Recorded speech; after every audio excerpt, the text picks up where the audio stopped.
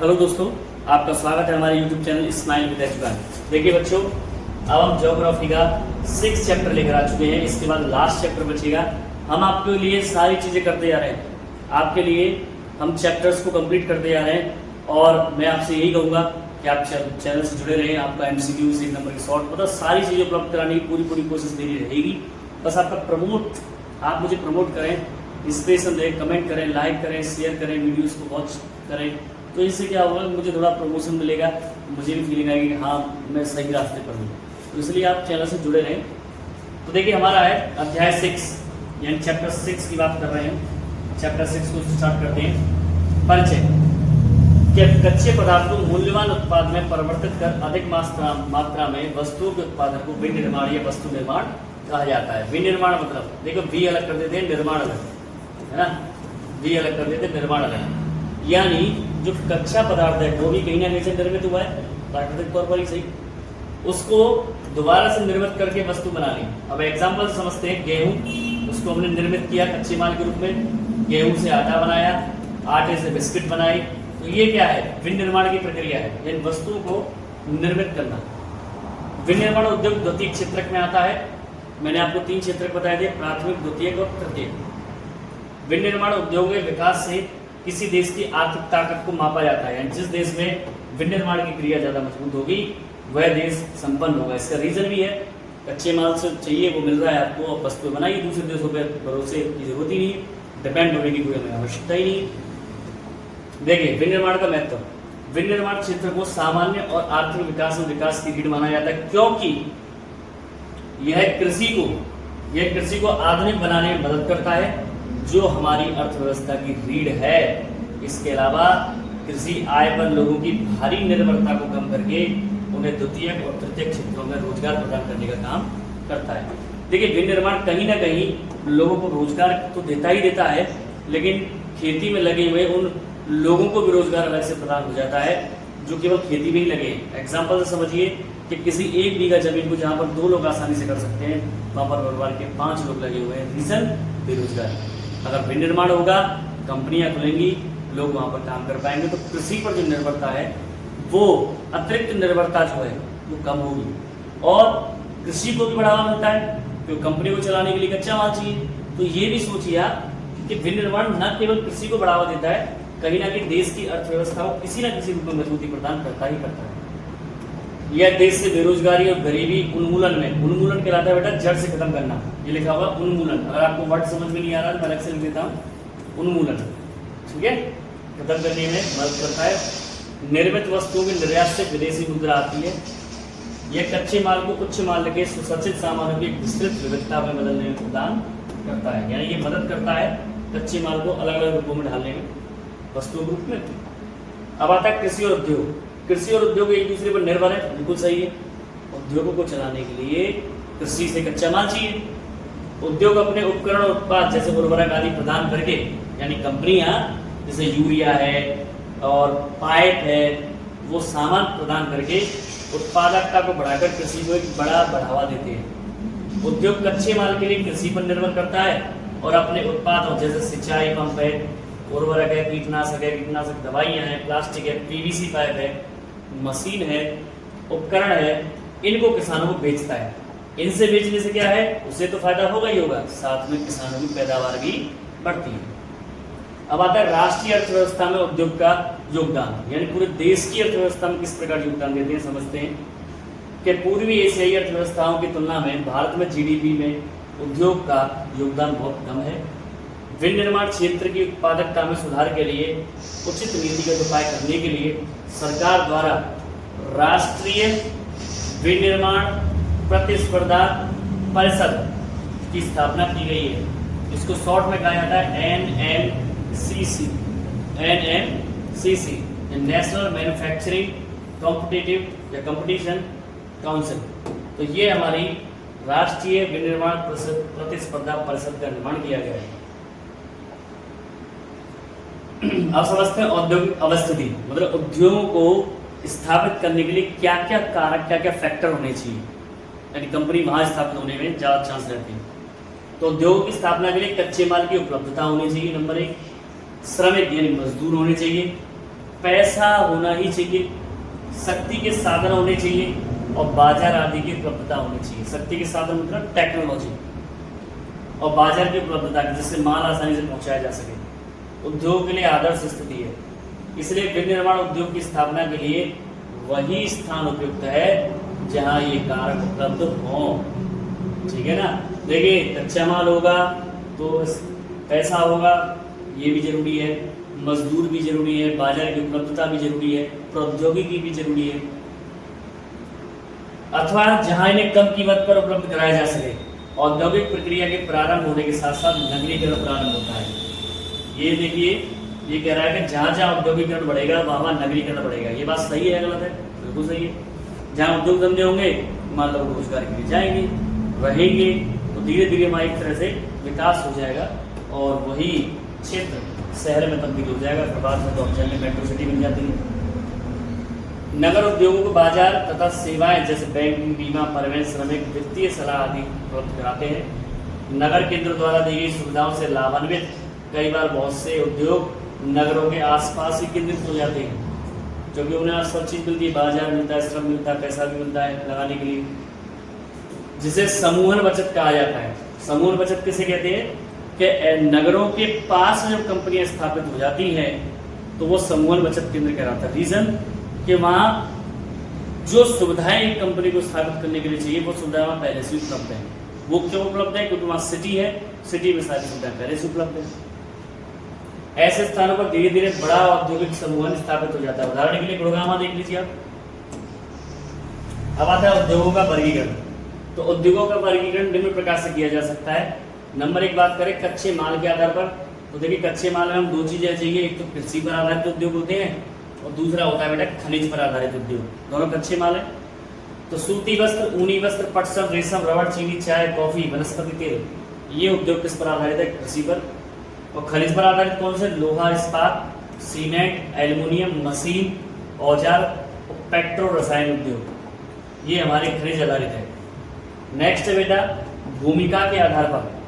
ठीक है, तो भूमिका कैसे देखो, एक तो होता है आधारभूत उद्योग और दूसरा होता है उपभोक्ता। उपभोक्ता मतलब कस्टमर। तो यानी आधारभूत उद्योग में कैसे, जो माल पर निर्भर रहते हैं या एक दूसरे की कंपनी से लेन देन के द्वारा अपने उद्योगों को चलाते हैं, या जिनके उत्पादन या कच्चे माल दूसरे उद्योग पर निर्भर है, जैसे लोहा, इस्पात। अब लोहे की कंपनी है तो उसे पहले लोहा चाहिए, दूसरी कंपनी से लाना पड़ेगा। तांबा प्रगलन, एल्युमिनियम प्रगलन। अगला है उपभोक्ता उद्योग, जो उत्पादन उपभोक्ताओं को सीधे उपयोग हेतु करते हैं, यानी ऐसा उत्पादन जो सीधा कस्टमर तक पहुंचाया जाता है, वो उपभोक्ता आधारित उद्योग है। जैसे चीनी, दंत मंजन, कागज, पंखे, सिलाई मशीन आदि। तभी तो कंपनी गारंटी देती है। अब आता है पूंजी निवेश के आधार पर, पैसा लगाने के आधार पर। एक कहलाएगा बेटा लघु उद्योग और दूसरा है बड़े पैमाने पर उद्योग। बड़े पैमाने का मतलब इसे मैं कह सकता हूं बृहद उद्योग, सॉरी मैं इसे कह सकता हूं बृहद उद्योग।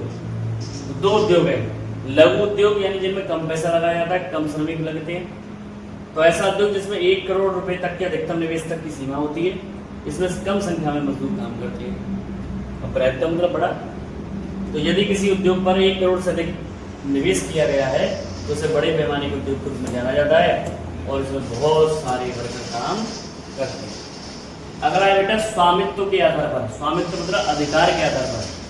देखिए एक तो बेटा सार्वजनिक, दूसरा है बेटा निजी और तीसरा है बेटा संयुक्त।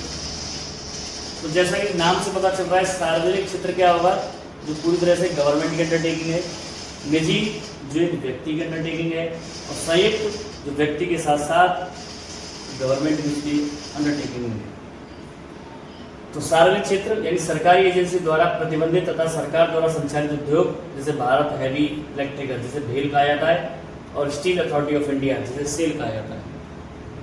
निजी क्षेत्र के उद्योग जिनका एक व्यक्ति के स्वामित्व में और उसके द्वारा संचालित अथवा लोगों के स्वामित्व में उनके द्वारा संचालित है, जैसे टिस्को, बजाज ऑटो लिमिटेड, डाबर, ये निजी है। अब संयुक्त उद्योग कौन से हैं? वैसे उद्योग जो राज्य सरकार और निजी क्षेत्र के संयुक्त प्रयास से चलाए जा रहे हैं। ऑयल इंडिया, ये हमारे संयुक्त हैं। तो मैंने बताया था सरकार शामिल होती है। अब आता है कच्चे माल की मात्रा व भार के आधार पर, वजन के आधार पर। कुछ हल्के वजन वाले उद्योग है, कुछ भारी वजन वाले। तो आधार पर जैसे भारी उद्योग जैसे लोहा, इस्पात आदि। हल्के उद्योग जो कम भार वाले कच्चे माल का प्रयोग कर हल्के माल तैयार, जो हल्के तैयार माल का उत्पादन करते हैं वो विद्युतीय उद्योग। यानी भारी उद्योग वे जो वजनदार चीजों का निर्माण करते हैं, और हल्के उद्योग जो हल्के माल से या कम वजन वाले माल से कम वजन वाली वस्तुओं का निर्माण करते हैं। अब आता है कृषि आधारित उद्योग। इसके बारे में हमने अभी पढ़ा था कि सूती वस्त्र, पटसन, ऊनी, रेशम, चीनी, ये जो कच्चे माल है। तो अब हम एक उद्योग की बात करते हैं, वस्त्र उद्योग। तो वस्त्र उद्योग का औद्योगिक उत्पादन में महत्वपूर्ण योगदान है। देश का ये अकेला उद्योग है जो कच्चे माल से उच्चतम अतिरिक्त मूल्य उत्पाद तक की श्रृंखला में परिपूर्ण तथा आत्मनिर्भर है। अगला है सूती वस्त्र उद्योग की बात करें। वस्त्र उद्योग में तो प्राचीन भारत में सूती वस्त्र हाथ से कताई और हथकरघा बुनाई तकनीकों से बनाए जाते थे, जैसे गांधी जी ने बताया था खादी वस्त्र। 18वीं शताब्दी के बाद विद्युतीय करघों का उपयोग होने लगा। ये आपने पढ़ा होगा भारत में राष्ट्रवाद में, जब हमने विदेशी वस्तुओं का बहिष्कार किया था। तो औपनिवेशिक काल के दौरान हमारे परंपरागत उद्योगों को बहुत हानि हुई, क्योंकि हमारे उद्योग इंग्लैंड के मशीन निर्मित वस्त्रों से प्रतिस्पर्धा नहीं कर पाए, होड़ नहीं कर पाए। इसमें दो कंपनियों का नाम आपको याद होगा, लिवरपूल और मैनचेस्टर। आरंभिक वर्षों में सूती वस्त्र उद्योग महाराष्ट्र तथा गुजरात के कपास उत्पादन क्षेत्रों तक ही सीमित था। कपास की उपलब्धता, बाजार, परिवहन, पत्तनों की समीपता, श्रम, नमी युक्त जलवायु आदि के कारक इसके स्थानीयकरण को बढ़ावा दिया। यानी कंपनियों के यहाँ स्थापित होने के कई कारण थे, जैसे कपास की उपलब्धता थी यानी कच्चा माल मिल गया, बाजार था, श्रमिक थे, पत्तन यानी बंदरगाह भी थे माल को लाने ले जाने के लिए। इस उद्योग का कृषि से निकट का संबंध है और कृषकों, कपास चुनने वालों, गांठ बनाने वालों, कटाई करने वालों, रंगाई करने वालों और डिजाइन बनाने वालों, पैकेट बनाने वालों, सिलाई करने वालों को यह जीविका प्रदान करता है, रोजगार देता है। यदि भी कताई कार्य महाराष्ट्र, गुजरात, तमिलनाडु में केंद्रित है, लेकिन सूती, रेशम, जरी की काश्तकारी आदि बुनाई के परंपरागत कौशल और डिजाइन देने के लिए बुनाई गई अत्यधिक विकेंद्रीकरण है। इस लाइन में ये बताना चाह रहा है कि वैसे तो उद्योग जो है इसका काम जो है कताई का वो महाराष्ट्र, तमिलनाडु और गुजरात के आसपास के क्षेत्रों में, लेकिन इनका जो रंगाई है, काश्तकारी है, डिजाइन है, उसका काम विकेंद्रीकृत है, मतलब देश में कई जगह फैला हुआ है। हाथ से बनी या बुनी खादी कुटीर उद्योग के रूप में बुनकरों को उनके घरों में बड़े पैमाने पर रोजगार प्रदान करता है। भारत जापान को सूत का निर्यात करता है।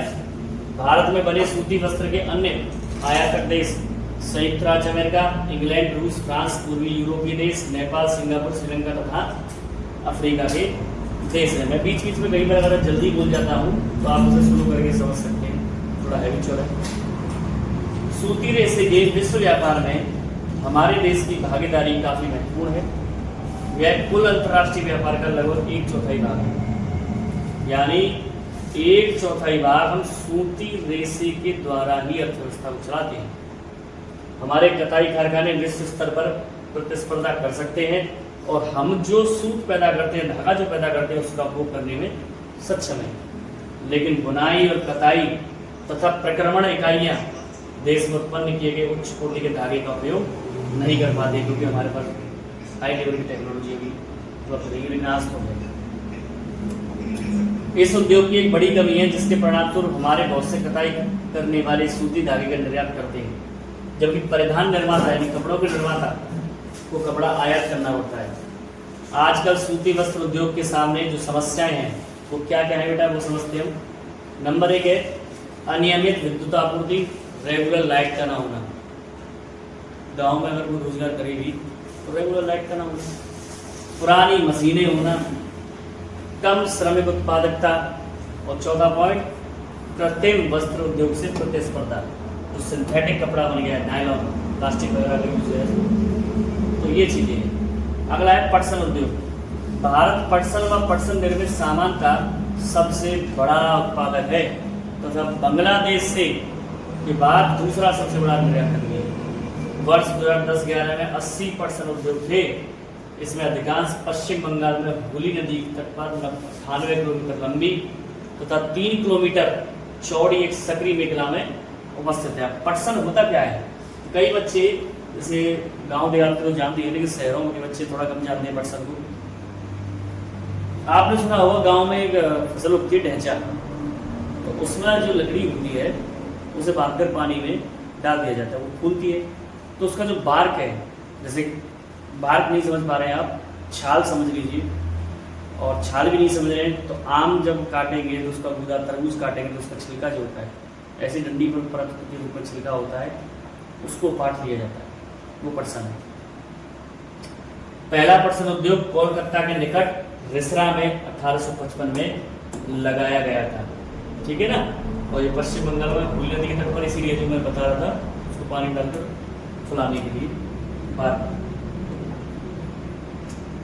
हुगली नदी तट पर इसके स्थित होने के निम्न कारण है।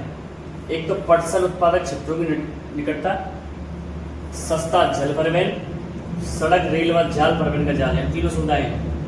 कच्चे माल का मिलों तक ले जाने में सहायक होना, कच्चे पटसन को संसाधित करने में प्रचुर, कच्चे पटसन को संसाधित होता रहा फुलाने का, छीलने का। पश्चिम बंगाल तथा सीमावर्ती राज्य उड़ीसा, बिहार, उत्तर प्रदेश से सस्ता श्रमिक उपलब्ध, और कोलकाता का एक बड़े नगरीय केंद्र के रूप में बैंकिंग, पैसे का लेन देन, टेक्नोलॉजी में सब। बीमा और जूट के सामान के निर्यात के लिए पत्तन की सुविधा प्रदान करना। इस उद्योग की चुनौतियों में अंतर्राष्ट्रीय बाजार में कृत्रिम वस्त्रों से और बांग्लादेश, ब्राजील, फिलीपींस, मिस्र, थाईलैंड जैसे अन्य देशों से कड़ी प्रतिस्पर्धा शामिल है, यानी हमें इनसे होड़ करनी पड़ती है, कंपटीशन है। पटसन के प्रमुख खरीदार जो हैं वो अमेरिका, कनाडा, घाना, सऊदी अरब, यूनाइटेड किंगडम, ऑस्ट्रेलिया है। बढ़ते वैश्विक पर्यावरण अनुकूलन जैव निम्नीकरणीय पदार्थों के लिए विश्व की बढ़ती जागरूकता ने उन्हें जूट उत्पादों के लिए अवसर प्रदान किया है, क्योंकि आज हम जानते हैं प्लास्टिक को बैन करने के लिए किया जा रहा है, तो बोरे का इस्तेमाल और कागज के थैलों का इस्तेमाल हम कर रहे हैं। अगला है बेटा चीनी उद्योग। भारत का चीनी उद्योग में विश्व में दूसरा स्थान है, लेकिन गुड़ व खांडसारी, जिसे खांड बोलते हैं, उत्पादन में इसका प्रथम स्थान है। चीनी मिलें उत्तर प्रदेश, बिहार, महाराष्ट्र, कर्नाटक, तमिलनाडु, आंध्र प्रदेश, गुजरात, पंजाब, हरियाणा, मध्य प्रदेश राज्यों में फैली है। चीनी मिलों का 60% उत्तर प्रदेश तथा बिहार में है, अब तो थोड़ा थोड़ा महाराष्ट्र के क्षेत्र में पहुंच गया। पिछले कुछ वर्षों से इन मिलों की संख्या दक्षिण और पश्चिमी राज्यों में, विशेषकर महाराष्ट्र में बढ़ गई है। इसका मुख्य कारण है यहाँ के गन्ने में अधिक सुक्रोज की मात्रा है, मिठास की मात्रा है। अपेक्षाकृत ठंडी जलवायु गुणकारी है, और इसके अतिरिक्त इन राज्यों में सहकारी समितियाँ सफल रही हैं। सहकारी समिति कहलाती है जब 10-5 लोग मिलकर के किसी कंपनी को या किसी काम को शुरू करते हैं, जैसा है उदाहरण के लिए अमूल, ठीक है ना। चलिए आगे समझते हैं। इस उद्योग की प्रमुख चुनौतियां इस प्रकार हैं। इस उद्योग का अल्पकालिक होना, पुरानी व असक्षम तकनीक का इस्तेमाल, पुरानी टेक्नोलॉजी, परिवहन असक्षमता से गन्ने का समय पर कारखानों में न पहुंचना तथा खोई का अधिकतम इस्तेमाल न कर पाना। खोई नहीं समझ पा रहे हैं क्या? खोई का मतलब होता है जो गन्ने को जब उबाला जाता है, उसका गुड़ बनाया जाता है, तो चिपक जाता है, उसको ढंग से कर नहीं पाते। यहाँ पर हमारा ये वीडियो फिर से होता है और इसका अगला पार्ट लेकर हम आएंगे, जिसमें हमारा चैप्टर पूरा कंप्लीट हो जाएगा। तो आशा करता हूँ आपको समझ में आया होगा। हमारे चैनल को प्रमोट कीजिए और चैनल से जुड़े रहिए, लाइक कीजिए, शेयर कीजिए, सब्सक्राइब कीजिए। Stay healthy and stay fit.